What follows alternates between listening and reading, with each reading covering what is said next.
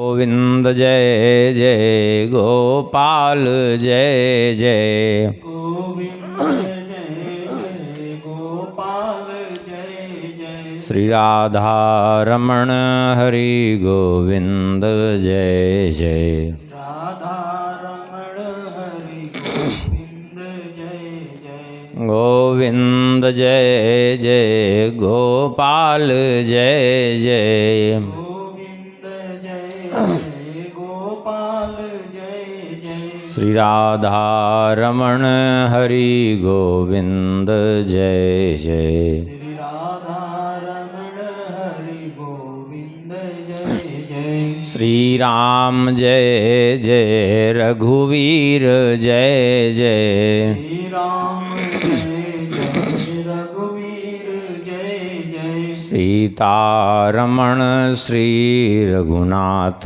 जय जय सीतारमण श्री रघुनाथ जय जय श्री राम जय जय रघुवीर जय जय श्री राम जय जय रघुवीर जय जय सीतारमण श्री रघुनाथ जय जय सीतारमण श्री रघुनाथ जय जय गोविंद जय जय गोपाल जय जय गोविंद जय जय गोपाल जय जय श्री राधा रमण हरि गोविंद जय जय राधा रमण हरि गोविंद जय जय श्री वृंदावन बिहारी लाल की जय श्री राधा श्याम सुंदर भगवान की जय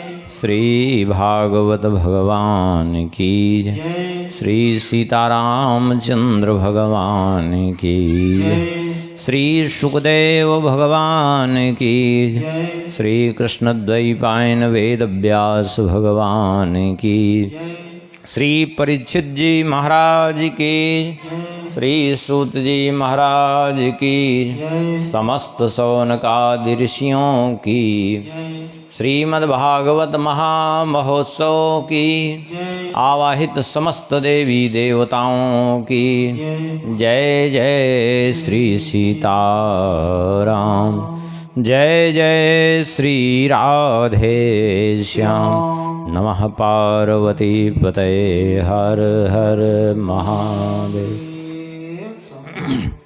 हरिशरणम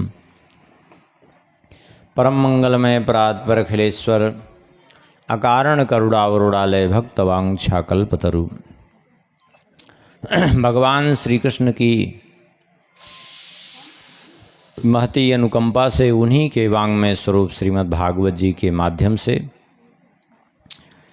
भगवान के दिव्य चरित्रों का कथन श्रवण का सुंदर सुअवसर प्राप्त हो रहा है। पूर्व प्रसंग में हम लोग श्रवण किए थे, श्री परीक्षित जी ने प्रश्न किया था कि सृष्टि भगवान ने कैसे की, उसके संबंध में हमें बताइए। तो श्री सुखदेव जी ने कहा भगवान अकेले ही थे, सबसे पहले अपने नाभि से कमल प्रकट किया, उस पर ब्रह्मा जी उत्पन्न हुए। अब ब्रह्मा जी ने कठोर तप किया, भगवान ने पहले तो उनको वेद का ज्ञान प्रदान किया और उसके बाद चतुश्लोकी भागवत सुनाई। यहाँ तक का चरित्र हुआ था।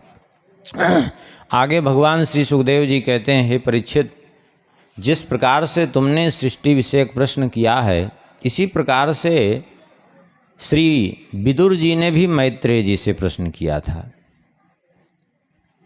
सुनकर के परीक्षित जी ने कहा कि ये विदुर जी ने मैत्रेय जी से क्या प्रश्न किया था और क्या चर्चा आपस में दोनों में हुई, कृपा करके बताइए, और ये किस समय उन्होंने ये प्रश्न किया था। तब श्री सुखदेव जी कहते हैं, ये उस समय की बात है, यदा तु राजा स्वसुतान साधून् पुष्णन्न धर्मेण विनष्ट दृष्टि भ्रातुर्यविष्ठस्य सुतान् विबन्धून् प्रवेश्य लीलाक्षा भवने ददाह। जब राजा धृतराष्ट्र अपने पुत्र मोह में इतने ज़्यादा अंधे हो चुके थे कि बार बार उन्होंने अपने पुत्र मोह के कारण पांडवों के साथ अत्याचार पर अत्याचार किया, यहाँ तक कि उनको लाक्षा भवन में डाल करके जलाने तक का भी षड्यंत्र हुआ। देखिए, महाभारत के युद्ध का सबसे बड़ा खलनायक कौन है? लोग ये मान लेते हैं कि शकुनी के कारण युद्ध हुआ, कुछ लोग कह देते हैं दुर्योधन के कारण। शकुनी दुर्योधन थे, हम उसको स्वीकार करते हैं, लेकिन सत्य यह है कि सारे महाभारत की जड़ है धृतराष्ट्र। यदि धृतराष्ट्र जो है सही निर्णय लेते तो ये सारी समस्या ही नहीं उत्पन्न होती, क्योंकि राजा तो धृतराष्ट्र थे कि नहीं। और यदि राजा सही निर्णय ले ले तो फिर प्रजा की क्या मजाल कि कुछ करेगा।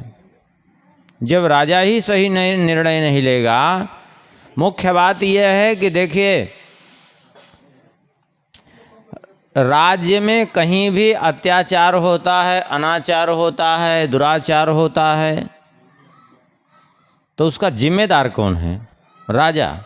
यदि राजा ठीक ठाक रहेगा तो सब ठीक ठाक रहेंगे। अब जैसे वर्तमान के अभी देख लीजिए, अभी कारागार के द्वार खोल करके जितने वहाँ के जेलर हैं सब हट जाएं तो भी कोई जेल से निकल के बाहर भागने वाला नहीं है। कोई भागेगा? नहीं भागेगा, सोचेगा कम से कम सुरक्षित पड़े तो। मुख्य बात यह है, ऐसे धृतराष्ट्र जो है, और ये हम केवल नहीं कह रहे हैं, इस बात को स्वयं भगवान वेदव्यास जी ने भी आदि पर्व में कहा। धृतराष्ट्र ही सारे महाभारत की जड़ हैं, युद्ध की जड़ हैं। और इसी बात को उद्योग पर्व में स्वयं भगवान श्री कृष्ण ने भी कहा, मूलम राजा धृतराष्ट्रो बनीसी। मूल में इसके राजा धृतराष्ट्र हैं जो मोहग्रस्त हैं। तो यहाँ धृतराष्ट्र के कारण ही सारी समस्या हुई है, बाकी कुछ नहीं है। बाकी तो सब छोटे मोटे खलनायक हैं, मुख्य खलनायक तो यही थे। और इनका पुत्र मोह, ये राज्य पद के अधिकारी तो थे नहीं, वो पांडु की जगह, पांडु श्रापग्रस्त होने के कारण असमय में उनका देह छूटा तो इनको राजा प्रतिनिधि के रूप में बनाया गया, क्योंकि राजपद के अधिकारी नहीं थे, अंधे थे इसलिए। लेकिन अब इन्होंने राज्य क्या पा लिया, पूरा एकदम हमारा ही पुत्र राजा हो, ये सोच करके, जबकि भली भांति जानते थे कि हमारा पुत्र दुष्ट है, अयोग्य है, किसी काम का नहीं है, लेकिन फिर भी मोह। लाक्षा भवन में डाल करके जलाने तक की चेष्टा की। भरी सभा में द्रौपदी का अपमान हुआ और उस जुआ का सारा षड्यंत्र करने वाला कौन है? धृतराष्ट्र। दुर्योधन ने प्रेरित किया, लेकिन जुआ खेलने के लिए तैयारी किसने की? भी और युधिष्ठिर जी को आज्ञा दे करके जुआ खेलने के लिए विवश किया इन्होंने। और महाभारत उठा करके अगर देखिए तो आपको स्पष्ट समझ में आ जाएगा, जिस समय जुआ हो रहा था उस समय बगल में इनके संजय बैठे हुए थे। तो संजय से पूछ रहे थे कि संजय बताओ, हमारे पुत्रों की विजय हो रही है इस जुआ में कि हमारे पुत्र के शत्रुओं की विजय हो रही है? ये नहीं कह रहे थे कि हमारे पुत्रों की अथवा पांडु के पुत्रों की, बल्कि हमारे पुत्रों की विजय हो रही है अथवा हमारे पुत्र के शत्रुओं की विजय हो रही है।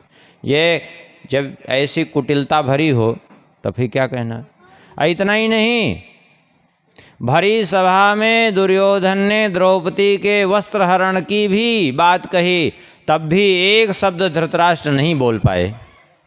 अब क्या समझेंगे ऐसे राजा को? क्या वो राजा होने योग्य है कि जहाँ की उसी के कुलवधू का अपमान होने की बात हो रही है, वो राजा होने योग्य है? बार बार विदुर जी समझाते रहे, बार बार जो है भीष्म, द्रोणाचार्य, कृपाचार्य समझाते रहे, लेकिन किसी की बात इनके समझ में नहीं आई, क्योंकि मोहग्रस्त व्यक्ति को समझाया भी नहीं जा सकता। और समझते भी कैसे, अंधे थे। अंधे व्यक्ति में शील गुण का अभाव होता है। क्यों? क्योंकि शील गुण का निवास नेत्रों में होता है। अब अंधे को कुछ दिखता तो है ही नहीं, कुछ भी बोलता है उठपटांग, जो मन में आएगा वही अलापेगा, जो शील गुण होता ही नहीं उसमें। ये दशा होती है और यही समस्या हुई।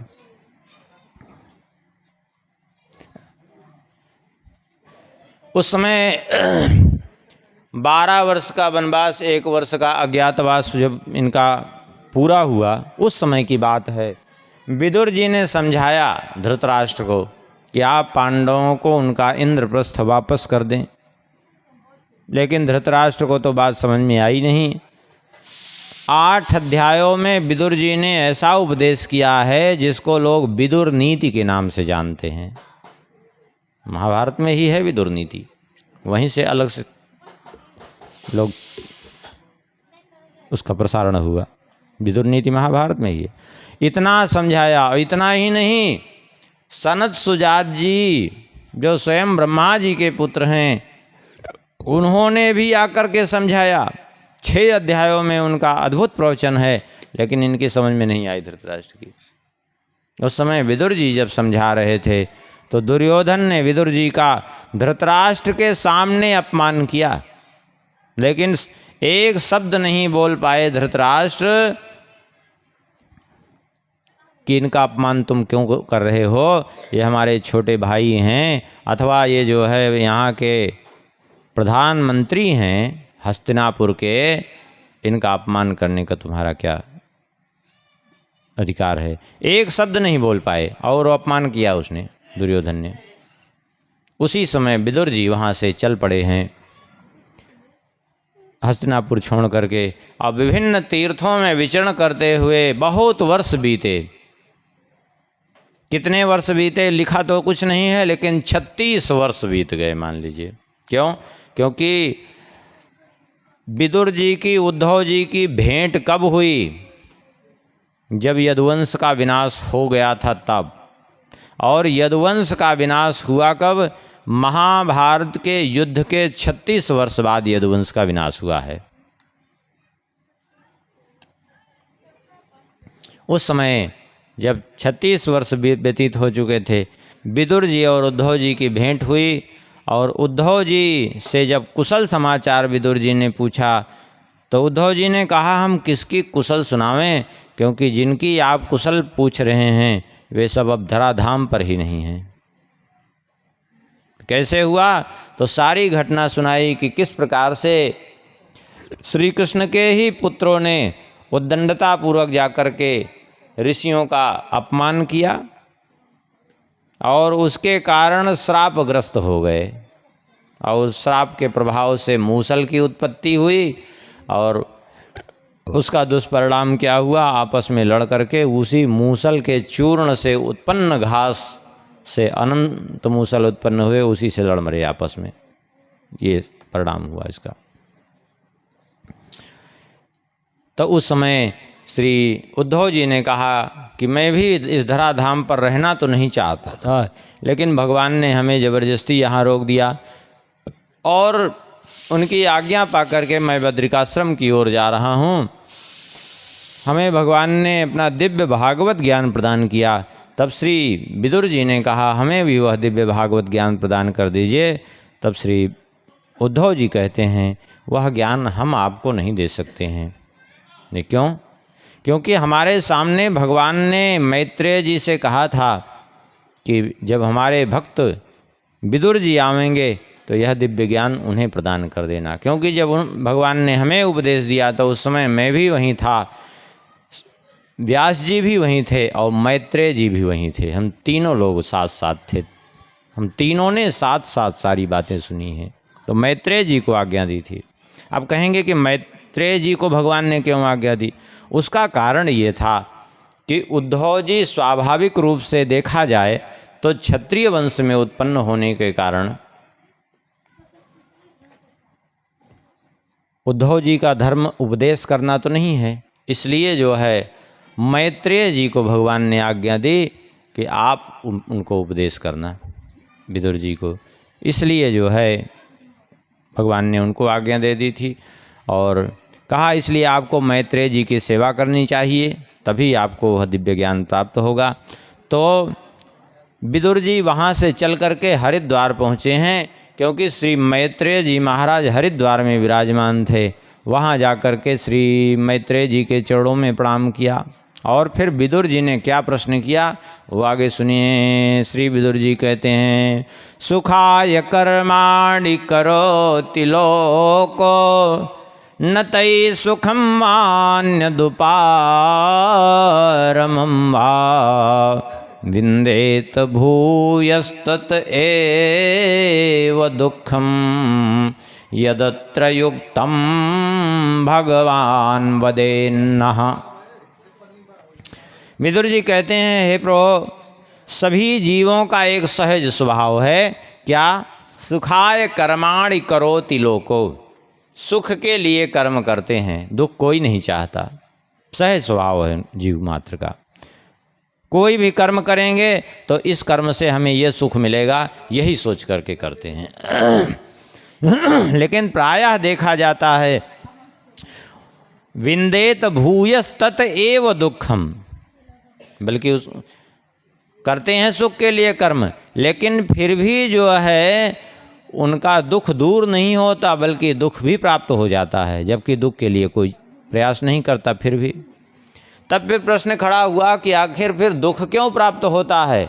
प्रयास तो दुख के लिए नहीं करते, प्रयास सुख के लिए कर्म किए, कर्म सुख के लिए किए तो दुख कैसे मिला? तो विदुर जी उसका कारण बताते हैं, बहुत समझने की बात है ये कारण। कहते हैं, जनस्य कृष्णाद् विमुखस्य दैवात् अधर्मशीलस्य सुदुःखितस्य अनुग्रहाय चरन्ति नूनम भूतानि भव्यानि जनार्दनस्य। जीव भगवत विमुख है और भगवत विमुखता के कारण वो जो कर्म करता है सुख के लिए, वह कर्म अधर्म पूर्ण कर बैठता है और अधर्म का फल है दुख। स्वाभाविक है। देखिए, एक जन सामान्य में एक धारणा बन गई है, अब इस बात को अच्छी प्रकार से समझें। जन सामान्य में एक धारणा बन गई, क्या धारणा? कि हम धन कमा लें तो सुखी हो जाएंगे। अब बताइए, क्या धन होने मात्र से कोई सुख प्राप्त कर सकता है क्या? यदि धन से सुख मिलता तो जितने लोगों के पास धन है अधिक मात्रा में वे सुखी होते। लेकिन कितने ऐसे लोगों को आप देखिए, धन खूब है लेकिन बेचारे सूखी रोटी खाए के बिता रहे हैं। क्यों? क्योंकि पचता ही नहीं कुछ, घी भी नहीं पा सकते, तेल भी नहीं पा सकते, उबली हुई मूंग की दाल और सूखी रोटी बेचारे खा के बिताते हैं। तब फिर सुख किसको मान रहे थे? और दवा इतनी कि जो है शुगर की दवा, ब्लड प्रेशर की दवा, हार्ट की दवा और इसकी दवा उसकी दवा, पूरा भोजन से ज़्यादा दवा है। तब फिर सुख किसको मान रहे थे?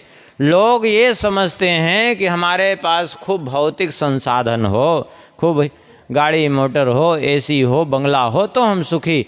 भला बताइए, क्या ईंट पत्थर किसी को सुख दे सकता है? क्या एक लोहे की जड़ गाड़ी किसी को सुख दे सकती है? नहीं। लेकिन भ्रम जो है, जो लोगों को भरा हुआ है, उस भ्रम के शिकार होने के कारण लोग करते क्या हैं? करते ये हैं कि उसको प्राप्त करने के लिए अधर्म में प्रवृत्त हो जाते हैं। धन कमाना चाहते हैं लेकिन अब वो चाहे जैसे भी धन मिले उसी में प्रवृत्त हो जाते हैं, और उसका दुष्परिणाम क्या होता है? बोले सुख के बजाय दुख मिल जाता है। तब फिर सुख कहाँ किसको मिलता है? बहुत बढ़िया बात श्री वशिष्ठ जी कहते हैं, जिमि सरितहि सागर महु जाई यद्यपि ताहि कामना नाहि, तिमि सुख संपत्ति बिनहि बुलाए, धर्मशील पहि जाहि सुभाए। समुद्र किसी नदी को बुलाने नहीं आता कि तुम हमारे पास आओ। कभी किसी सुना है कि समुद्र किसी नदी से कहा कि तुम हमारे पास आओ? लेकिन नदियाँ स्वाभाविक रूप से भागते हुए समुद्र की ओर जाती हैं। समुद्र से मिलकर के ही वे कृतार्थता का अनुभव करती हैं, उनका जीवन सार्थक होता है। ठीक इसी प्रकार से धर्मशील पुरुष के पास ही सारी सुख सारी संपत्ति जाती है। हम सुख संपत्ति की बात कर रहे हैं, केवल धन की बात नहीं कर रहे हैं। धन तो दुख भी लेकर चला आता है। धन आना एक अलग बात है, धन तो वेश्या भी कमा लेती है। धन तो जो कर्म कर रहे हैं वो भी कमा रहे हैं। धन कमाना अलग बात है। देखिए, लक्ष्मी और अलक्ष्मी दोनों सगी बहनें हैं, दोनों सगी बहनें हैं। लेकिन एक आती हैं, जब लक्ष्मी आती हैं तो सुख देती हैं, और धन के रूप में अलक्ष्मी आती हैं तो दुख देती हैं। अब कौन आ रही हैं, ये विचार करने की बात है ना। यदि आपका जीवन धर्मपूर्ण है तो लक्ष्मी आएंगी, भले ही थोड़ा धन रहे लेकिन सुख देंगी आपको, और नहीं तो दुख ही दुख। तो क्या मतलब धन? यही बात श्री विदुर जी कहते हैं, भगवत विमुखता के कारण जीव को सहज में दुख की प्राप्ति होती है, और उसी दुख के कारण वो संसार में कष्ट भोगता रहता है। और बड़ी विचित्र दशा ये है कि लोग दुख की निवृत्ति को सुख माने बैठे हैं। दुख की निवृत्ति को सुख कैसे? जैसे मान लिया, अब आप गए खेत पे, बोझा लाद लिए, सिर पे बोझा लाद लिए, अब बोझा लाद के जा रहे हैं घर। अब बोझा है तो उससे कष्ट की प्रतीति हो रही है, कष्ट की प्रतीति हो रही है। अब वो बोझा जब उतार दिया सिर से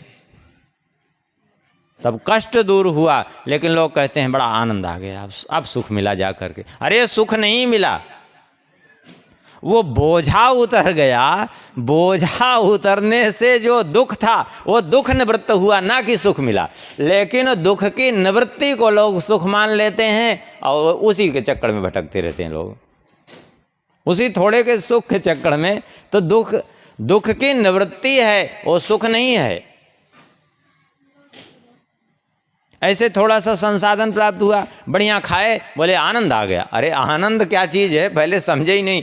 आनंद वो है जो एक बार प्राप्त हो जाने के बाद फिर कभी कोई दुख दुखी नहीं कर सकता।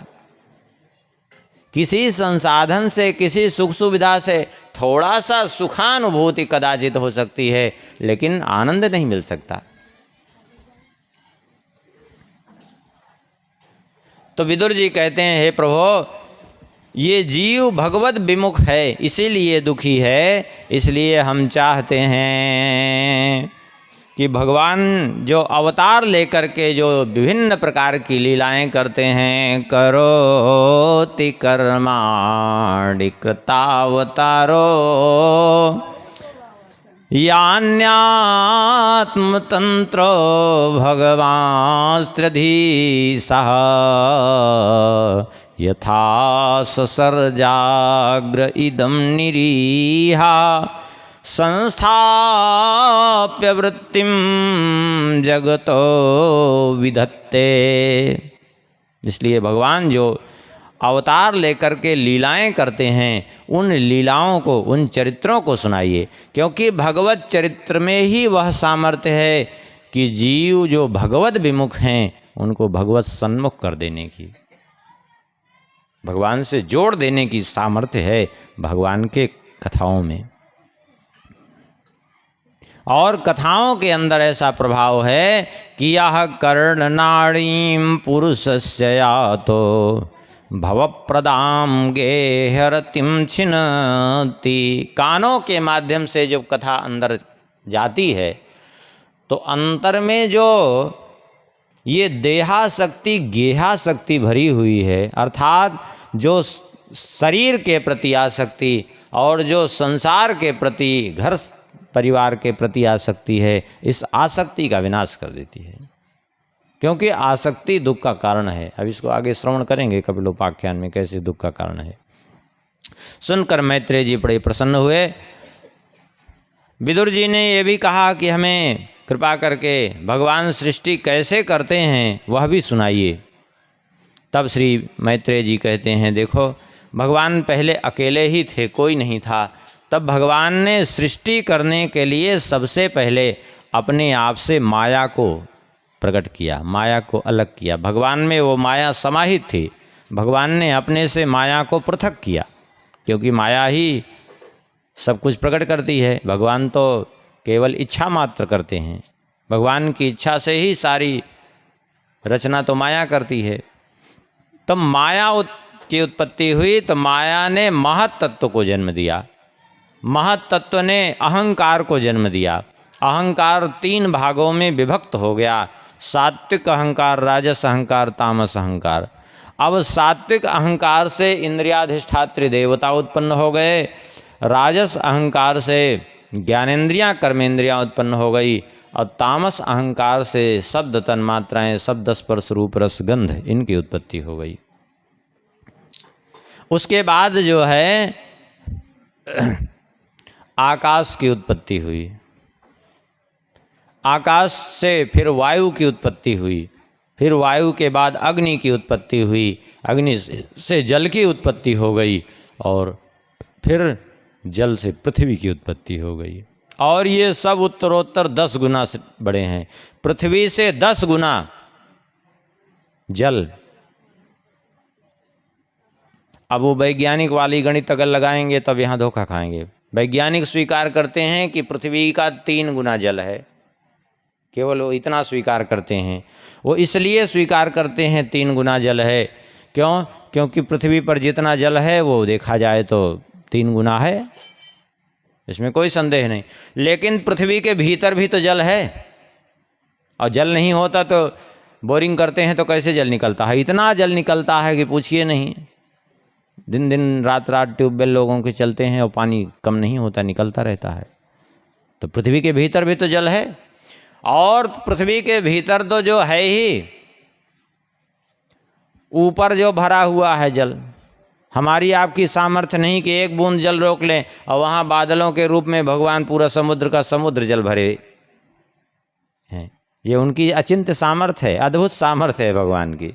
तो वो भी तो जो है, तो पृथ्वी का 10 गुना जल और जल का 10 गुना अग्नि। अब ये बात हो सकता है आप लोगों को समझने में थोड़ा कठिनाई हो कि जल से 10 गुना अग्नि कैसे है। देखिए, आपको जल लेने के लिए कहीं ना कहीं पृथ्वी पर जाना पड़ेगा, जहाँ जल का स्रोत है वहाँ जाना पड़ेगा, चाहे हैंडपंप पे, कुएं पे, तालाब में, जहाँ भी हो, कहीं ना कहीं जल के लिए आपको जाने की आवश्यकता है कि नहीं? लेकिन अग्नि के लिए आपको कहीं जाने की आवश्यकता नहीं। 2 पत्थर मारिए, रगड़, अभी अग्नि प्रकट हो जाएगी। 2 लकड़ी रगड़ दीजिए, अभी अग्नि प्रकट हो जाएगी। माचिस की तीली मारिए, अभी इसी जगह अग्नि प्रकट हो जाएगी। क्यों? क्योंकि अग्नि जल की भी अपेक्षा 10 गुना ज़्यादा है सृष्टि में। भले ही वो प्रकट रूप में नहीं है, ये भगवान की अचिंत्य सामर्थ्य है कि इतनी अग्नि होते हुए भी उसको अप्रकट किए हुए हैं। ये भगवान की लीला है, और लोग कहते हैं भगवान नहीं है। जल की का 10 गुना अग्नि का विस्तार है, लेकिन फिर भी अदृश्य रूप में है। 10 गुना होते हुए भी सृष्टि सुरक्षित है। ये भगवान की अद्भुत लीला है। और अग्नि का 10 गुना वायु है। क्यों? वायु के लिए घर्षण भी करने की ज़रूरत नहीं, वैसे ही थोड़ी भी वायु चलती है तो स्पर्श का अनुभव होता है। ऐसे हवा भी, ऐसे भी कर दीजिए किसी को, कपड़े से भी तो हवा लगने लगेगी। क्यों? क्योंकि कपड़े से आपने किया तो जो यहाँ वायु थी खिसक करके उसके पास गई, स्पर्श का अनुभव होने लगा। और वायु से 10 गुना ज़्यादा आकाश, एक मुट्ठी बांध लीजिए तो मुट्ठी के भीतर भी जो खाली जगह है वो आकाश, और आकाश से भी 10 गुना अधिक अहंकार है।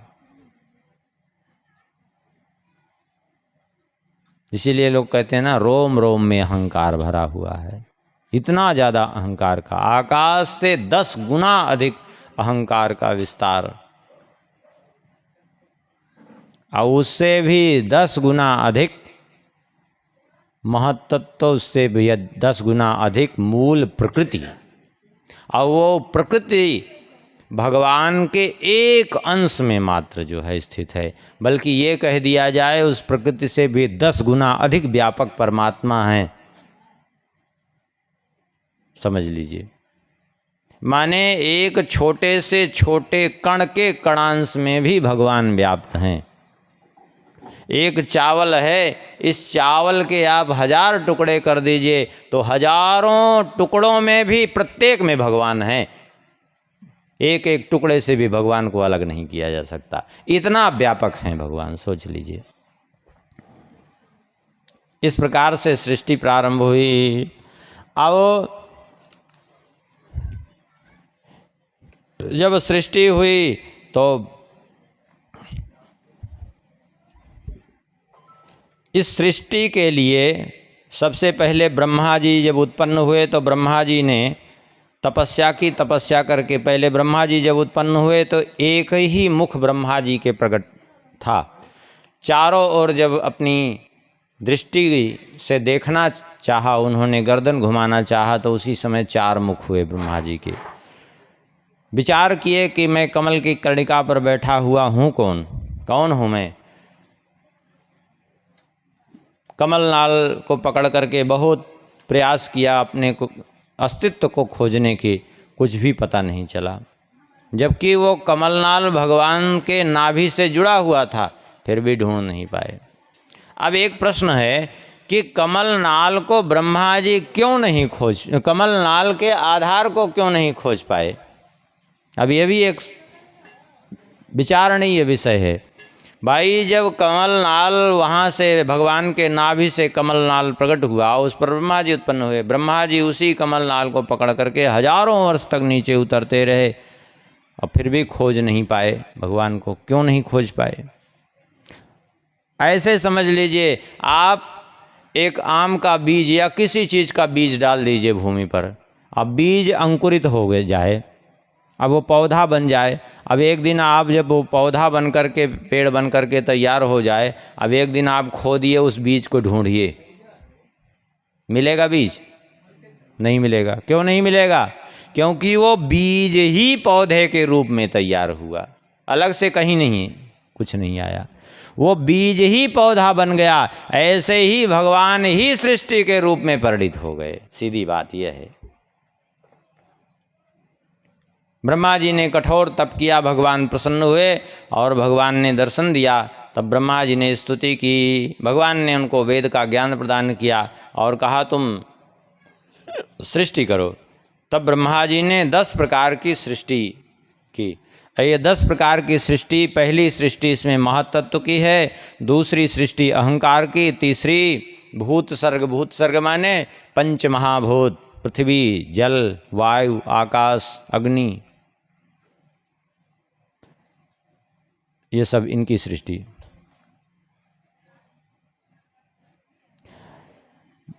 चौथी सृष्टि इंद्रियों की, 5वीं सृष्टि इंद्रियाधिष्ठात्र देवताओं की, 6वीं सृष्टि अविद्या की। ये यहाँ तक तो ऐसे सृष्टि हुई। इसके बाद 7वीं सृष्टि वैकृत सृष्टि, जिसमें वृक्षों की उत्पत्ति हुई। जितने प्रकार के वृक्ष हैं वो सभी इस सृष्टि में आ गए, 7वीं सृष्टि में। 8वीं सृष्टि में पशु पक्षी जितने हैं वो सब उत्पन्न हुए और 9वीं सृष्टि में मनुष्यों का जन्म हुआ और 10वीं सृष्टि में देवता, पितर, यक्ष, राक्षस, गंधर्व, सिद्ध, विद्याधर, चारण, भूत, प्रेत, पिशाच, ये सब उत्पन्न हो गए। इस प्रकार से ये 10 प्रकार की सृष्टि में सबका विभाजन हो गया। और फिर इसके बाद इस 10 प्रकार की सृष्टि के जीवों के लिए भगवान ने काल का निर्धारण किया। काल माने समय का निर्धारण। अब ये एक बड़ी विचित्र स्थिति है, समय का निर्धारण। अब देखिए, सूर्य वही हैं, चंद्र वही हैं, सारा समय वही है, लेकिन समय का निर्धारण भगवान की अद्भुत लीला देखिए। जितने जीव हैं उनके लिए, सब के लिए अलग अलग समय की व्यवस्था प्रतीत होती है। और सभी को, चाहे छोटे से छोटे जीव हों, चाहे मनुष्य हों, चाहे ब्रह्मा जी हों, सभी को अपना जीवन 100 वर्ष के समान प्रतीत होता है। ये अद्भुत विचित्र बात है। अब जैसे मनुष्य को देखिए, मनुष्य का जीवन 100 वर्ष निर्धारित है। अब वो अपने कर्मों से ही उसकी आयु कम हो गई, वो बात अलग है। लेकिन मनुष्य के एक ही दिन में बैक्टीरियों की कितनी पीढ़ियां बदलती हैं,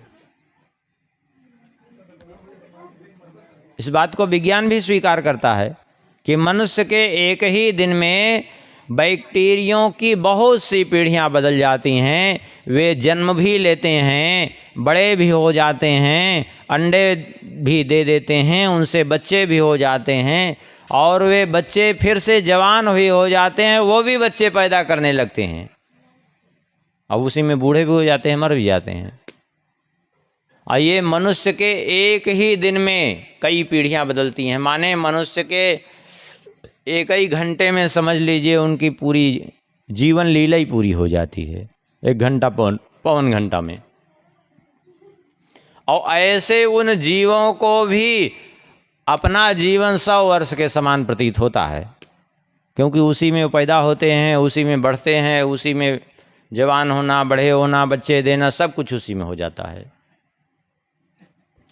और अब देवताओं का देखिए, तो जिस प्रकार से मनुष्य के एक दिन में बैक्टीरियों की इतनी पीढ़ियां बदलती हैं, ऐसे ही देवताओं के एक दिन में मनुष्य का 1 वर्ष व्यतीत हो जाता है। जब हम लोग कहते हैं उत्तरायण है, सूर्य उत्तरायण है, उस समय देवताओं का दिन रहता है। जब सूर्य दक्षिणायन होते हैं तो देवताओं की उस समय रात्रि रहती है।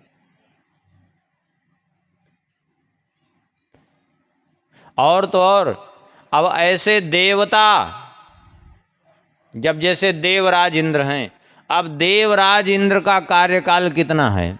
71 चतुर्युगी। 71 चतुर्युगी का मतलब चारों युग को 71 बार चक्कर लगावें तो इस 71 चतुर्युगी 4,32,000 वर्ष आयु है कलयुग की। इसका 2 गुना कर दीजिए, यानी 8,64,000 वर्ष द्वापर की आयु। इसका 3 गुना कर दीजिए, माने 12,96,000 वर्ष त्रेता की आयु। और 4 गुना कर दीजिए कलयुग का, माने 17,28,000 वर्ष सतयुग की आयु।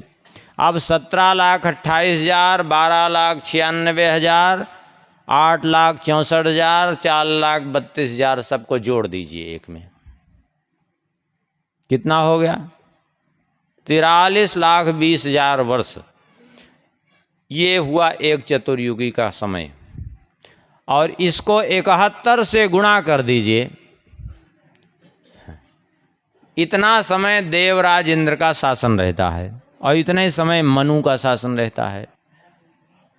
43,20,000 को 71 से गुणा कर दीजिए, 30,67,20,000 वर्ष। ये हुआ किसका? देवराज इंद्र का कार्यकाल। और इतना बड़ा देवराज इंद्र का कार्यकाल ब्रह्मा जी के एक दिन में 14 इंद्र बदलते हैं। अब बताइए, ब्रह्मा जी के सामने देवराज इंद्र बैक्टीरिया सिद्ध हो गए कि नहीं हो गए? ब्रह्मा जी के 12 घंटे में 14 इंद्र बदलते हैं। ब्रह्मा जी के 48 मिनट में इंद्र का पूरा कार्य समय पूरा हो गया, दूसरे इंद्र बन जाते हैं। फिर 48 मिनट बीतते ही तीसरे इंद्र तैयार हो गए। और इंद्र के लिए इतना लंबा कार्यकाल रहता है 71 चतुर्युगी, और मनुष्य के लिए 30 करोड़ 67 लाख 20 हजार वर्ष का समय। और ऐसे ब्रह्मा जी का एक दिन कितना बड़ा होता है? ब्रह्मा जी का एक दिन होता है 1000 चतुर्युगी के बराबर, माने इतने में 12 घंटा ब्रह्मा जी का होता है। 4 अरब 32 करोड़ वर्ष ये ब्रह्मा जी का दिन है, और इतनी ही बड़ी ब्रह्मा जी की रात्रि है। अब ब्रह्मा जी के सामने देखा जाए तो मनुष्य की क्या गणना है, जरा विचार करिए। 4 अरब 32 करोड़ वर्ष को 12 से भाग दे दीजिए, जितना आवे उसको 60 से भाग दे दीजिए, और फिर जितना आवे उसको फिर से 60 से भाग दे दीजिए, तो जितना समय निकले वो ब्रह्मा जी का 1 सेकंड का समय यहाँ पृथ्वी लोक पे। और इसको अगर पूरा गणना करेंगे तो ब्रह्मा जी के 1 सेकंड में धरती लोक पे 1 लाख वर्ष व्यतीत होता है। ब्रह्मा जी के 1 मिनट में 60 लाख वर्ष पृथ्वी लोक पे व्यतीत होता है। आप बताइए ब्रह्मा जी के 1 सेकंड में यहाँ कितनी पीढ़ियाँ, 1 लाख वर्ष व्यतीत हो गया, कितनी पीढ़ियाँ नष्ट हो गई, पैदा हो गई, नष्ट हो गई। आप ब्रह्मा जी के सामने मनुष्य की क्या बिसात है? अरे जहाँ देवराज इंद्र ही बैक्टीरिया सिद्ध हो रहे हैं जिनके सामने तो मनुष्य के क्या, किस गणना में है मनुष्य वहाँ? विचार करिए। और ऐसे अगर ब्रह्मा जी का भी कार्यकाल देखा जाए तो 100 वर्ष ही जीवन है उनका। ब्रह्मा जी का भी जीवन इस आधार पर देखा जाए तो 100 वर्ष ही है। ब्रह्मा जी का जीवन अभी जोड़ना चाहें तो जोड़ सकते हैं। 4 अरब 32 करोड़ वर्ष दिन, 4 अरब 32 करोड़ वर्ष की रात्रि एक दिन हुआ। अब इसको जो है 100 वर्ष से गुणा कर दीजिए। 31 नील 10 खरब 40 अरब वर्ष होगा। 36,000 से गुणा कर दीजिए, अपने आप 100 वर्ष का निकल आएगा हिसाब पूरा। अब बताइए इतनी बड़ी ब्रह्मा जी की आयु, लेकिन वो ब्रह्मा जी की आयु भी जो है यदि देखा जाए तो भगवान के सामने वो भी कुछ नहीं है। भगवान के 24 मिनट में 1000 ब्रह्मा बदलते हैं। आप सोच लीजिए, इतना बड़ा काल का विस्तार है। अब जीवन देखिए ये भगवान की लीला कि सूर्य चंद्र वही हैं, सब कुछ वही हैं, लेकिन समय का प्रभाव सबके लिए अलग अलग। हाँ, मच्छर मक्खी भी पैदा होते हैं, उसी में पैदा होंगे, उसी में बढ़ेंगे, उसी में, और 2-4-6 दिन की आयु में सब समाप्त भी हो जाते हैं। नए नए पैदा होते हैं, पीछे के मरते जाते हैं। यह अद्भुत भगवान की लीला है। और लोग कहते हैं भगवान है ही नहीं है। ऐसे मूर्खों का जमघट है, बताओ। इतनी विचित्र सृष्टि है और लोग कहते हैं भगवान है ही नहीं। इतनी बड़ी भगवान ने सृष्टि बनाई, इतने मनुष्य बनाए, एक व्यक्ति का अंगूठा भी दूसरे के अंगूठे के चिन्ह से मेल नहीं खाता है। मेल खाता है? इतनी बड़ी सृष्टि में एक व्यक्ति के अंगूठे का चिन्ह दूसरे से कभी नहीं मिलेगा। अभी आप मशीन पे अपना अंगूठा रखिए, लगाइए, तो आप ही का आधार कार्ड आएगा, दूसरे का कभी नहीं आएगा, क्योंकि दूसरा है ही नहीं है।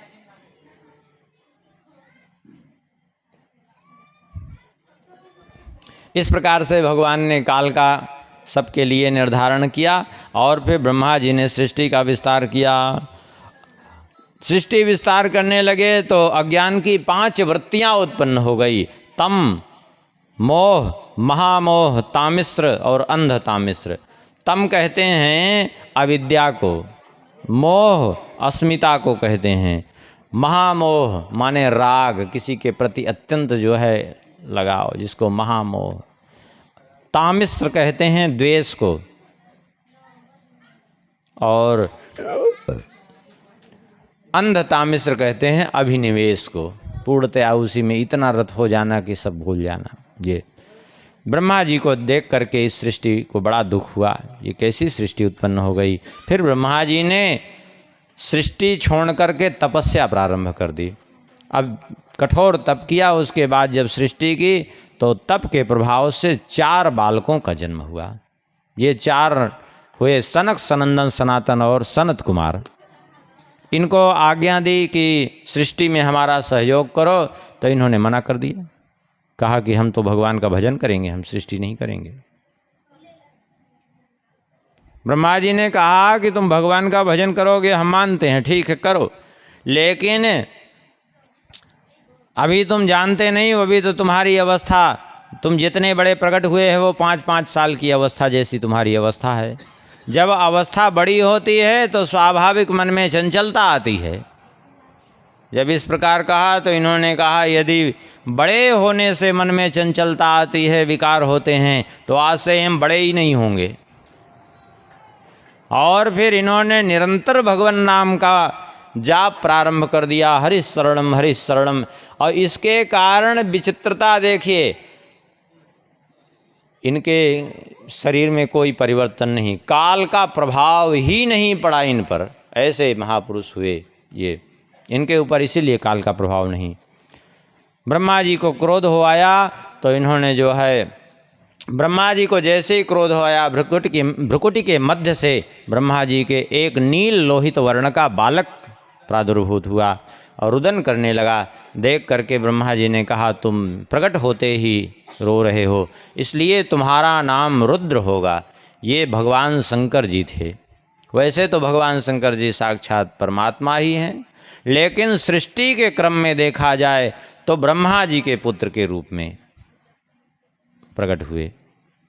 सृष्टि के क्रम में जैसे श्री राम जी साक्षात भगवान हैं कि नहीं हैं, श्री कृष्ण साक्षात भगवान हैं, लेकिन अवतार के लीला में देखा जाए तो श्री राम जी दशरथ जी के पुत्र बन करके आए, श्री कृष्ण वसुदेव जी के पुत्र बन करके आए।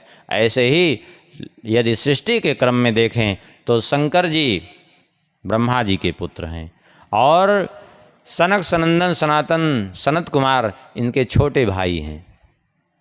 ये शंकर जी के बड़े भैया हैं चारों। ब्रह्मा जी ने कहा, एक काम करो, आप हमारा सृष्टि में सहयोग करो। भगवान शंकर जी ने कहा, जो आज्ञा। और फिर भगवान शंकर जी ने सृष्टि करना प्रारंभ की तो बहुत से रुद्रगण उत्पन्न हो गए और तमाम भूत प्रेत पिशाच उत्पन्न हो गए। अब वो जितना ब्रह्मा जी सृष्टि करें वो सब खत्म कर दें, पूरा भूत प्रेत तो भूत ही प्रेत थे, पूरा वो भक्षण कर जाएं पूरी सृष्टि को ही। ब्रह्मा जी ने कहा, बस करो भैया, तुम्हारे बस की नहीं, ये तुम्हारा काम नहीं है सृष्टि करना, तुम तो प्रलय के देवता हो, ऐसे तो हमारी सृष्टि भी खत्म हो रही है, बंद करो इसको। भगवान शंकर जी ने तो कहा, फिर क्या करें? बोले, एक काम करो, तुम जाओ तप करो अभी। भगवान शंकर जी गए कैलाश पे, अपना तप करने लगे। ब्रह्मा जी ने पुनः सृष्टि प्रारंभ की और इस बार 10 ऋषियों को उत्पन्न किया। मरीचि, अत्रि, अंगिरा, पुलस्त, पुलह, क्रतु, भृगु, वशिष्ठ, दक्ष और नारद, ये 10 ऋषियों को उत्पन्न किया। इन सबको आज्ञा दी, सृष्टि में हमारा सहयोग करो। तो सबने तो मान ली, नारद जी ने नहीं मानी। नारद जी अपना भगवान के भजन में प्रवृत्त हो गए और बाकी 9 ऋषियों ने ब्रह्मा जी की आज्ञा अनुसार गृहस्थाश्रम धर्म का निर्वाह किया और सृष्टि की। ब्रह्मा जी ने और भी बहुत कुछ अपने शरीर से ही उत्पन्न किया, लेकिन फिर भी सृष्टि का विशेष विस्तार नहीं हो पा रहा था। तब ब्रह्मा जी एक दिन चिंतित हो गए और ध्यान लगा करके भगवान का स्मरण करने लगे, हे प्रभु आप ही कुछ उपाय करिए, सृष्टि का विस्तार नहीं हो रहा है। उसी समय ब्रह्मा जी के शरीर के 2 भाग हो गए, 2 भागों में उनका शरीर विभक्त हो गया। लेकिन ब्रह्मा जी का शरीर ऐसा नहीं कि 2 भागों में विभक्त हो गया तो उनका शरीर छूट गया, ऐसा नहीं। ब्रह्मा जी दिव्य स्वरूप से हैं, ये जड़ पांच भौतिक देह नहीं है, तो वे एक शरीर छोड़ करके सृष्टि करके दूसरा शरीर फट से धारण कर लेते हैं। तो इसलिए उनके शरीर में कभी कोई दोष नहीं होता, क्योंकि वो दिव्य शरीर है, वहाँ पंचभूत का शरीर नहीं है। तो ब्रह्मा जी के शरीर के 2 भाग विभक्त हो गए, दक्षिण भाग एक पुरुष रूप में और वाम भाग एक स्त्री के रूप में, वही हुए मनु और शत्रुपा। ब्रह्मा जी ने आज्ञा दी कि आज से तुम दोनों के संयोग से सृष्टि हो। तो मनु और शत्रुपा से सृष्टि प्रारंभ हुई, उसी सृष्टि को मानवीय सृष्टि कहा गया। मनुष्य होने के कारण वे मानव कहलाए और मनुष्य कहलाए। आजकल लोग मनु जी की निंदा करते हैं, कहते हैं हम मनु जी को नहीं मानते। माने भी कैसे भाई? मनुष्य के जैसे या तो मनुष्य हैं और या तो दानव हैं, तो जरूर वे दानव हैं इसीलिए नहीं मानते। भाई मनुष्य होते तो अच्छा। एक बात बताइए कि पूर्वज हैं मनुष्य मनु जी, अब अपने पूर्वज को ना मानो, अपने पिता को ही न मानो, तो फिर नुकसान किसका होगा? अपना ही नुकसान होगा। मान लिया आप कह दें कि हम मानते नहीं कि हमारे पिताजी हैं, और ऐसे 2-4 लोगों से कहता फिरे कि हम तो मानते नहीं कि हमारे पिताजी हैं, तो धीरे धीरे कुछ दिन में क्या होगा जानते हैं? 1, 2, 3 व्यक्ति सुनेंगे और चौथा व्यक्ति कह देगा कि ये तुम्हारे पिताजी नहीं है तो नाजायज तुम हो। अब बताइए, वो कहीं खुद ही मुंह दिखाने लायक नहीं रहेगा, क्योंकि वो स्वयं ही गलत सिद्ध हो जाएगा। इसलिए शास्त्र के विरुद्ध यदि कुछ बोलता है तो स्वयं ही, आप आकाश की ओर सूर्य की ओर मुख करके थूकना चाहो तो सूर्य पर थूक नहीं जाएगी, वो थूक आपके ऊपर आएगी। इसलिए शास्त्र को मानेंगे तो भला ही है, और नहीं मानेंगे तो जो है। अब पाश्चात्य सभ्यता के मूर्खों ने समझा दिया कि हमारे पूर्वज बंदर थे, तो आज मान रहे हैं लोग कि हमारे पूर्वज बंदर थे, उनकी पूंछ घिस गई। अरे मूर्ख, पूंछ घिस गई, बाल नहीं घिसे, खाली पूंछा ही घिसना थी और कुछ नहीं घिसे। हाँ, और फिर जब उनकी पूंछ घिसी तो बाकी बांदरों की पूंछ क्यों नहीं घिसी? अब पूंछ घिसी और तो ये शरीर बाकी कैसे परिवर्तित हो गया? ये उनका के पास कोई जवाब नहीं है। चलो हम मानते हैं हमारे पूर्वज तो मनु जी थे, हमारे पूर्वज ऋषि मुनि थे। उन मूर्खों के पूर्वज जरूर बंदर थे, जिन्होंने ये बात कही कि हमारे पूर्वज बंदर थे। उनके पूर्वज जरूर बंदर हो सकते हैं, क्योंकि बांदरों जैसा जिसका आचरण है उसके पूर्वज तो बंदर ही होंगे ना। भाई 2 ही प्रकार के लोग हैं। शास्त्राणि यत्र गच्छन्ति तत्र गच्छन्ति ते नरा, जो शास्त्रानुसार जिनका आचरण है वे मनुष्य, और मतयो यत्र गच्छन्ति तत्र गच्छन्ति वानरा, जो मनमाना आचरण जिनका है वो बंदर। तो बंदर हैं वो, उनके लिए कोई समस्या नहीं। अब वो ये है कि वो मनुष्य रूप वाले बंदर हैं, वो बिना पूंछ वाले बंदर हैं, बस अंतर इतना ही है। तो मनु जी ने जो है 3 कन्याओं को जन्म दिया शत्रुपा जी के गर्भ से, आकुति, देवहूति और प्रसूति, और 2 पुत्र उत्तानपाद और प्रियव्रत। ये 5 संतानें हुई। सृष्टि होने लगी, सृष्टि का विस्तार भी होने लगा। लेकिन एक दिन मनु जी महाराज आए ब्रह्मा जी के पास और कहा, प्रभु एक अनर्थ हो गया। बोले क्या अनर्थ हो गया? बोले पृथ्वी डूब गई रसातल में, आप कृपा करके निकालिए, कुछ तो उपाय करिए। ब्रह्मा जी बड़े चिंतित हुए कि मैं पृथ्वी को निकालूं तो कैसे निकालूं, कुछ नहीं उपाय सूझ रहा था। तब भगवान का स्मरण किया, हाथ जोड़कर प्रार्थना की, और जैसे ही प्रार्थना की अचानक ब्रह्मा जी को छींक आई, नासिका छिद्र से वाराह भगवान का प्रादुर्भाव हुआ। बोलिए वाराह भगवान की। ब्रह्मा जी ने देखा अपने सामने अंगूठे के बराबर, तब तक विशाल स्वरूप भगवान ने धारण किया और जल में प्रवेश करके डूबी हुई पृथ्वी को ला करके बाहर निकाल दिया, और हिरण्याक्ष का वध करके अपने स्वरूप में स्थित हो गए। इतना सुनकर के विदुर जी ने कहा, वाराह भगवान की कथा तो बड़ी संक्षेप में आपने सुनाई, थोड़ा सा विस्तार से सुनाइए, और ये भी बताइए कि यह हिरण्याक्ष कौन था? इतना बलवान की पृथ्वी को उठा ले गया, ये था कौन? इतना बलवान कैसे हो गया? कृपा करके बताइए। सुन करके श्री मैत्रेय जी कहते हैं, एक बार की बात है, कश्यप जी की पत्नी दिति, कश्यप जी यज्ञशाला में बैठे हुए थे, संध्या वंदन करने का समय था। उसी समय दिति पहुंची और दिति ने जाकर के प्रार्थना की कि हमारी सभी बहनों को, क्योंकि दक्ष की पुत्रियां इनको ब्याही गई थी, तो हमारी सभी बहनों के जो है, हमारी सभी सौतों को कहिए दीजिए और बहनों को कह दीजिए, सभी के संतान हैं, मेरे कोई संतान नहीं है। इन बच्चों को थोड़ा शांत करिए। मेरे कोई संतान नहीं है, आप मुझे भी पुत्र प्रदान करिए। सुन करके जो है कश्यप जी ने कहा, देखो तुम मेरी पत्नी हो और तुम्हारा धर्म है संतान प्राप्त करना, तुम्हारा कर्तव्य है, तुम्हारा अधिकार है, मैं तुम्हें भी अवश्य संतान प्रदान करूँगा, लेकिन अभी जो तुम इस समय आई हो यह समय उचित नहीं है, इस योग्य नहीं है, क्योंकि यह संध्या वेला है। लेकिन दिति ने हठ किया और परिणाम ये हुआ कि संध्या वेला में ही गर्भाधान कर दिया, हठ के कारण। और इस कारण से बाद में यद्यपि दिति को पश्चाताप हुआ, जाकर क्षमा मांगने लगी, तो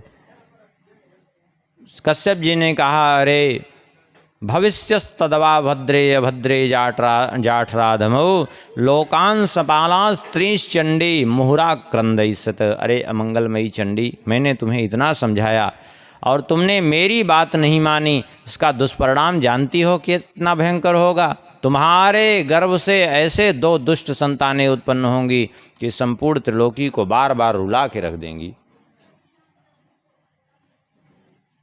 दिति ने प्रार्थना की कि हमसे जो अपराध हुआ क्षमा कर दीजिए, लेकिन हमारा गर्भ नष्ट न हो और हमारे पुत्रों का वध किसी ब्राह्मण के श्राप से न हो, बस इतनी प्रार्थना आपसे है। बोले ठीक है, जाओ, ब्राह्मण के श्राप से तो नहीं होगा, लेकिन भगवान के हाथों से होगा। तब दिति को प्रसन्नता हुई कि चलो भगवान के हाथ से होगा तो ठीक है। आप कहेंगे किसी ब्राह्मण के हाथ से न होने की बात क्यों कही? इसलिए कहा क्योंकि यदि किसी ब्राह्मण के श्राप से किसी की मृत्यु होती है तो वो न स्वर्ग जाता है न नरक जाता है, वो कहीं नहीं, वो न जाने कितने वर्षों तक पिशाच योनि में भटकेगा, कोई ठिकाना नहीं उसका। ऐसी दशा उसकी हो जाती है, वो कहीं का नहीं रहता, न कहीं उसका जन्म होता है इतना जल्दी, न वो स्वर्ग जाता है न नरक जाता है, वो अनंत काल तक पिशाच योनि में भटकता रहता है बेचारा वो। क्यों? क्योंकि नारकीय प्राणी भी उस पर जो है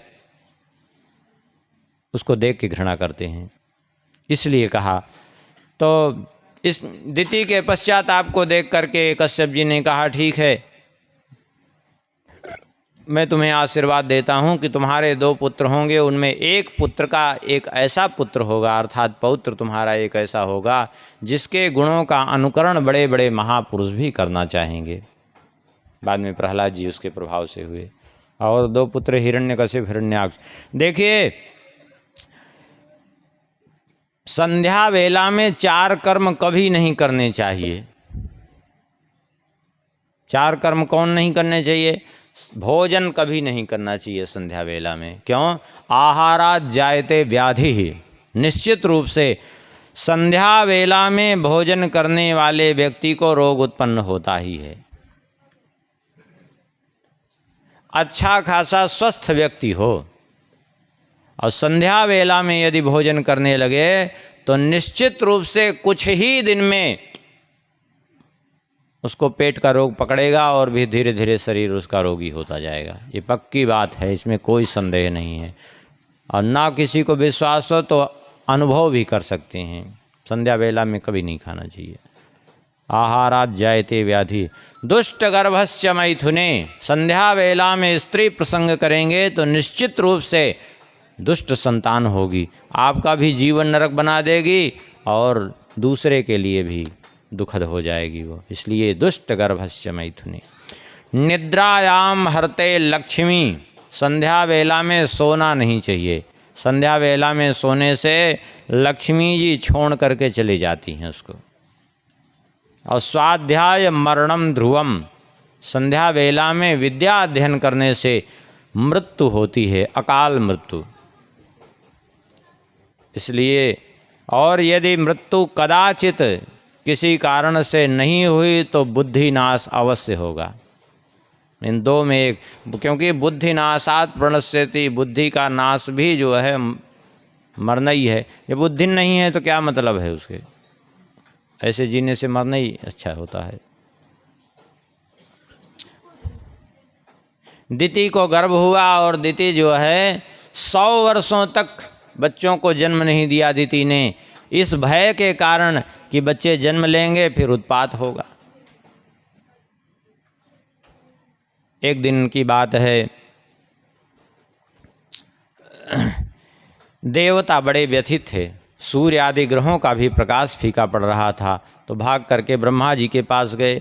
ब्रह्मा जी से प्रार्थना की कि प्रभु कृपा करके बताइए ये आखिर हो क्या रहा है, आखिर ग्रहों का प्रभाव क्यों फीका पड़ रहा है, ये कौन है ऐसे जो इनके दिति के गर्भ में हैं जिसके कारण ये उत्पात हो रहे हैं। तब ब्रह्मा जी ने कहा कि एक बार की बात है, सनकादिक चारों भैया विचरण कर रहे थे और विचरण करते करते उनको भगवान के चरणों में चढ़ी हुई तुलसी की सुगंध उनके नासिका छिद्र में पहुंची, तो भगवान के चरणों की सुगंध उसमें मिश्रित थी। तो भगवत चरणों की सुगंध प्राप्त करते ही भगवत दर्शन की लालसा जागृत हो गई और भगवत दर्शन के निमित्त से वे सब वैकुंठ की ओर चल दिए और चलते चलते ये सब पहुँचे वैकुंठ। लेकिन ये कौन से वैकुंठ? रमा वैकुंठ। वो एक नित्य वैकुंठ है, एक रमा वैकुंठ है। ये रमा वैकुंठ की घटना थी, नित्य वैकुंठ की नहीं। रमा वैकुंठ ये ब्रह्मलोक के ऊपर जो है वो भी ब्रह्मांड के बाहर ही, लेकिन है ब्रह्मलोक के ऊपर। तो ये रमा वैकुंठ पहुँचे, वहाँ जा कर के 6 ड्योढ़ियों को पार कर गए। 7वीं ड्योढ़ी को पार करना चाहते थे, उसी समय जय और विजय नाम के द्वारपाल थे, उन्होंने आगे बेत लगा दिया, बोले आप लोग अंदर नहीं जा सकते, अभी भगवान विश्राम कर रहे हैं।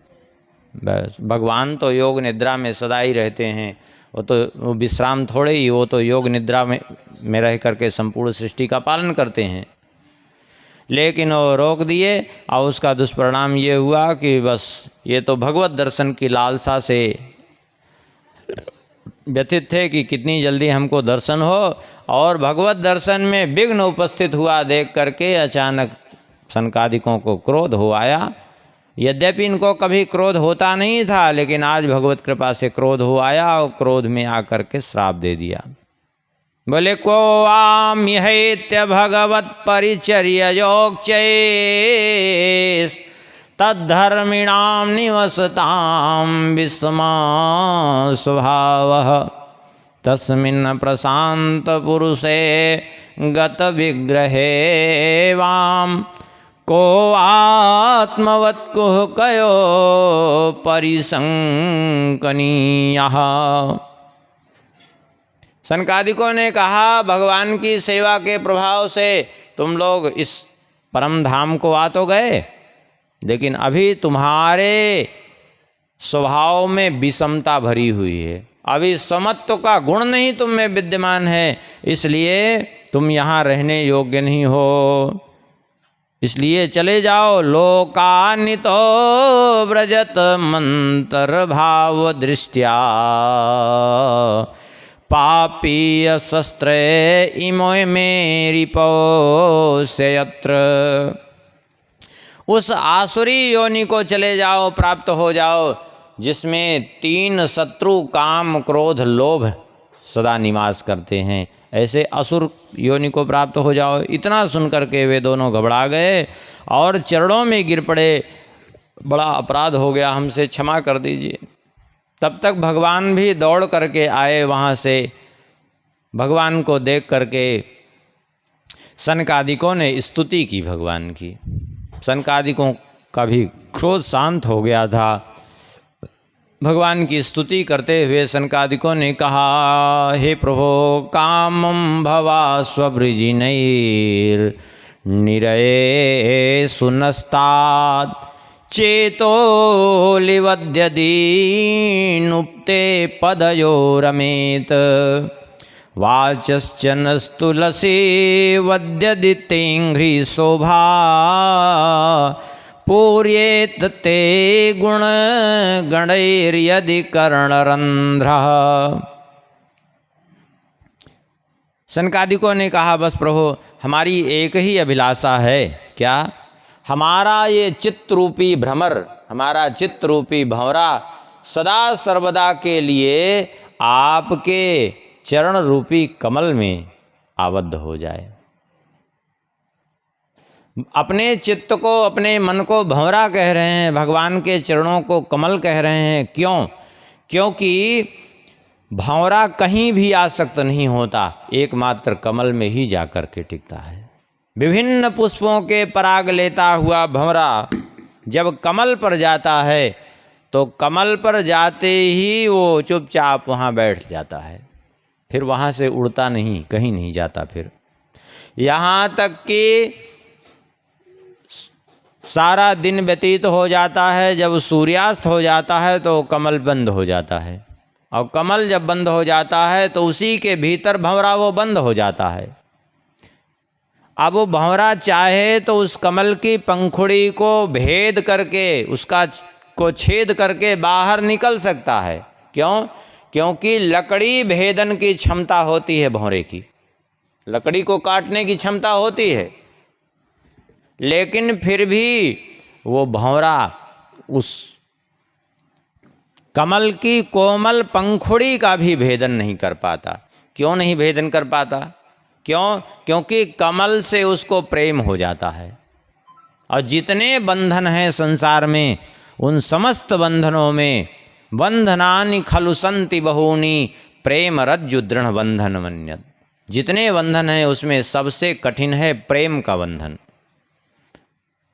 इसीलिए दारु भेद निपुणोपि षडंघ्रि निष्क्रियो भवति पंकज कोशे। लकड़ी भेदन की क्षमता होते हुए भी वहाँ निष्क्रिय हो जाता है, नहीं भेदन कर पाता। क्यों? क्योंकि उस कमल को नुकसान नहीं पहुंचाना चाहता। सोचता है कोई बात नहीं, अभी बंद हो गया तो बंद रहने दो, फिर निकलेंगे कैसे? तो भंवरा विचार करता है कोई बात नहीं, रात्रिर्गमिष्यति भविष्यति सुप्रभातम भास्वानुदेश्यति हसेष्यति पंकजश्री इत्थं विचिन्तयति कौसगते द्विरेफे हा हंत हंत नलिनी गजमुज्जहार। वो विचार करता है रात्रिर्गमिष्यति, रात्रि चली जाएगी, और भविष्यति सुप्रभातम, फिर से सुंदर सुप्रभात होगा, और भास्वानुदेश्यति, फिर से सूर्यदेव उदय होंगे, तो फिर से हसिष्यति पंकजश्री, कमल खिल जाएगा। और ऐसा विचार करता रहता है, और उसी समय बीच में कोई हाथी चला गया सरोवर में। और हाथी क्या करता है? बोले जितने कमल देखता है उखाड़ उखाड़ करके सीधे अपने मुख में डालता है, सहज उसका स्वभाव है हाथी का। और उसी बीच में वो भी हाथी के पेट में चला जाता है, उसका ग्रास बन जाता है। सनकादिकों के कहने का भाव है कि हे प्रभु, भले ही हमारा जीवन छूट जाए, लेकिन आपके चरण रूपी कमल से अलग न हो। हमारा जीवन भी छूटे तो आपके चरण कमलों में छूटे, बाहर न छूटे। जैसे भंवरा भी कमल में ही अपने प्राण त्याग देता है, बाहर नहीं निकल पाता, ऐसे ही हमारे जीवन की भी डोर आपके चरण कमलों में ही रहे।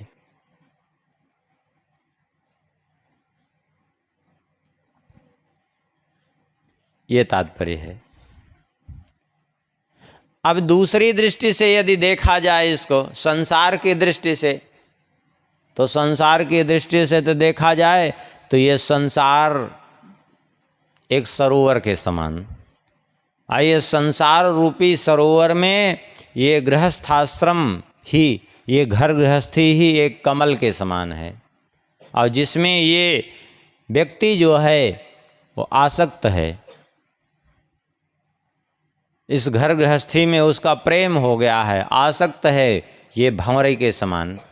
और वो यही विचार करता है, जैसे वो भंवरा विचार करता है रात्रि व्यतीत होगी, फिर कमल खिलेगा, फिर हम स्वतंत्र हो जाएंगे। ऐसे ये संसारी जीव भी यही विचार करता है, कोई बात नहीं, अभी जो है लड़के बड़े हो जाएं, इनकी शादी विवाह हो जाए, नौकरी चाकरी लग जाए, फिर हम स्वतंत्र होकर के भजन करेंगे। और जीवन भर यही सोचते सोचते व्यतीत हो जाता है, और इसी समय काल रूपी हाथी आता है और उसका काम तमाम कर जाता है। यही है जीवन की सच्चाई भी।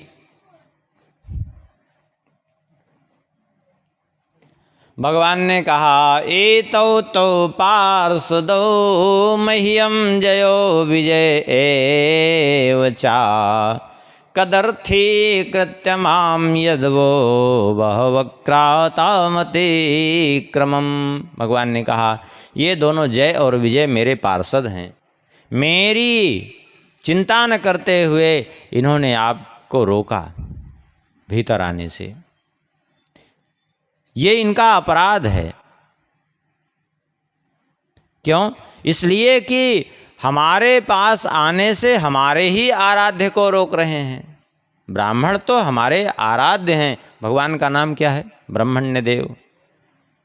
और आप लोगों को ही रोक दिया, ये अपराध है। इस अपराध का दंड तो इनको भोगना ही था।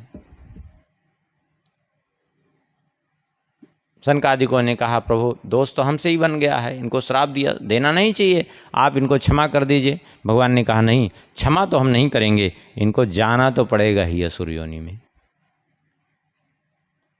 भगवान ने कहा, यस्यामृता मलयसा श्रवणावगाः सद्यः पुनाति जगदा स्वपचाद्विकुण्ठः सोहम भवद्भ्य उपलब्ध सुतीर्थ कीर्तिस छिन्द्याम स्वबाहुमपि वा प्रतिकूल वृत्तिम।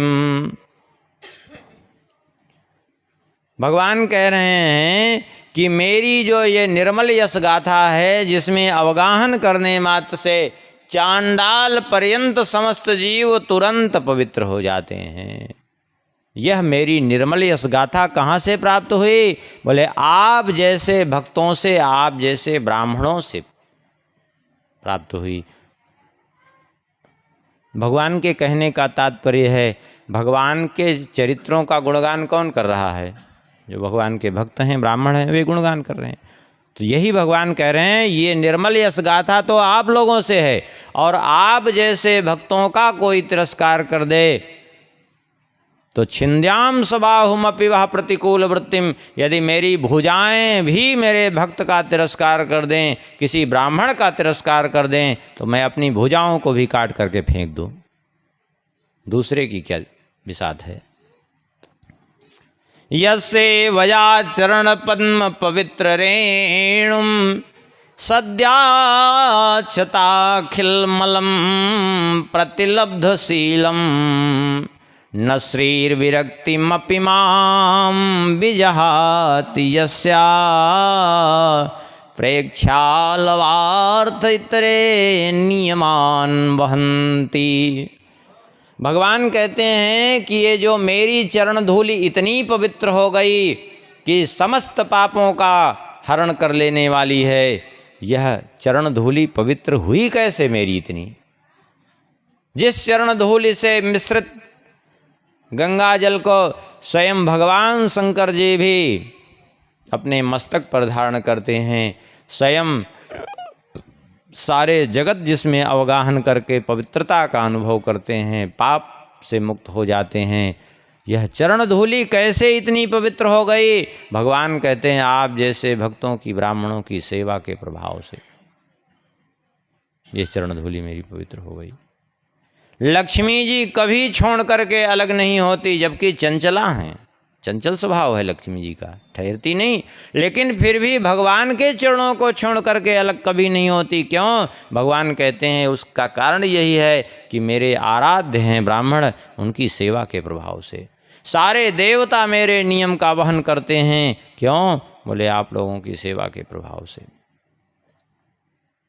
नाहं तथास्मि यजमान हविर्विताने स्योतप्लुतभृत मदन हुत भुङ्मुखेन यद्ब्राह्मणस्य मुखतस्य ऋतोनुघासं तुष्टस्य मय्यवहितैः निजकर्म पाकैः। भगवान कह रहे हैं कि बड़े बड़े यज्ञ होते हैं, उन यज्ञों में वेद मंत्रों के द्वारा बड़ी बड़ी आहुतियाँ दी जाती हैं, लेकिन नाहम तथात्म यजमान हविर्विताने, बड़े बड़े उस यज्ञ के विस्तार में यजमान के द्वारा जो वेद मंत्रों के द्वारा आहुति दी जाती है, उससे मुझे उतना तृप्ति नहीं होती जितना यद ब्राह्मणस्य मुखतश्चरतोनुघासम, जितना ब्राह्मण के मुख में गए हुए ग्रास से मैं संतुष्ट हो जाता हूँ। ब्राह्मण के मुख में गए हुए भोजन से मैं ग्रास पर संतुष्ट होता हूँ, लेकिन किस ब्राह्मण के मुख में गए हुए भोजन से? कहते हैं तुष्टस्य मय्य वहितई निज कर्म पाकई। ऐसे संतुष्ट ब्राह्मण के मुख में गए हुए ग्रास से, जो जिसने अपने संपूर्ण कर्मों को मुझे ही समर्पित कर दिया है, जो पूर्ण रूप से मुझ पर समर्पित हो चुका है, ऐसे ब्राह्मण के मुख में जब ग्रास जाता है तो मैं ग्रास पर संतुष्ट हो जाता हूँ। इसलिए ब्राह्मण को विशेष करके ध्यान देना चाहिए, कोई भी अनुचित चीज़ें ग्रहण नहीं करनी चाहिए। अब बताओ, भगवान ब्राह्मण के मुख से, गाय के मुख से भोजन ग्रहण करते हैं, देवता भी ब्राह्मण भी। अब आप तंबाकू पीट दिन भर खाएंगे तो आपके मुख से भगवान खाएंगे क्या? देवता खाएंगे? आप दिन भर लहसुन प्याज और उटपटांग चीज़ें खाएंगे तो भगवान ग्रहण करेंगे क्या? कुछ नहीं ग्रहण करेंगे। इसलिए अपने जीवन को पवित्र रखिए। लोग कहेंगे लहसुन के बिना स्वाद नहीं आता, प्याज के बिना स्वाद नहीं आता। ये मूर्खता की पराकाष्ठा है। ये मूर्खता नहीं, मूर्खता की पराकाष्ठा है। आप बढ़िया प्रेम से भोजन बनाइए। हम कहते कुछ भी न पड़ा हो तो भी आप भगवान को भोजन बढ़िया पवित्र ढंग से भोजन बनाइए और भगवान को भोग लगाइए। देखिए स्वाद आता है कि नहीं आता। ऐसा स्वाद आएगा कि सारा स्वाद भूल जाएगा। नहीं विश्वास हो रहा है आप लोगों को? आप लोग सत्यनारायण व्रत कथा खूब सुने होंगे, सुने हैं ना? आप विचार करिए, एक दिन ऐसे आप पंजीरी भोग में सेंक करके उसमें चीनी मिला करके, भाई आटे तो रहता है, वो ऐसे पंजीरी बना करके खा के देखिए। और वही पंजीरी सत्यनारायण भगवान को जब भोग लग जाती है, क्या कभी विचार किए हैं कि उसमें कैसे स्वाद आ गया? हाँ, क्यों स्वाद आ गया? क्योंकि भगवान ने उसको भोग लगा दिया। तो आप बढ़िया भोजन बना करके भगवान को अर्पण करके ग्रहण कीजिए, क्यों नहीं आएगा स्वाद? जो कहते हैं नहीं आता स्वाद, ये मूर्खता की पराकाष्ठा है, समझ लीजिए। क्यों? क्योंकि उनको लहसुन प्याज के अतिरिक्त तो कुछ दिखता ही नहीं, गाजर बैगन के अतिरिक्त कहीं स्वाद दिखता ही नहीं। अब स्वाद कहाँ से आएगा? जब वस्तु में स्वाद ढूंढेंगे तो भगवान के प्रसाद में स्वाद कहाँ से आएगा? पहली बात तो ये सोचना बंद कर दीजिए कि हम अपने लिए कुछ बना रहे हैं। लोग सत्यनारायण कथा में बनाते हैं पंजीरी, तो ये नहीं सोच के बनाते कि हम अपने लिए, कहते हैं भगवान के लिए बन रहा है। ऐसे ही ये सोचना ही बंद कर दीजिए कि हम अपने लिए रसोई बना रहे हैं। केवल भगवान को निमित्त मान करके बनाइए और फिर भोग लगाइए। हम कहते हैं कुछ नहीं पड़ा है, खाली नमक पड़ा है, देखिए कैसा स्वाद आएगा।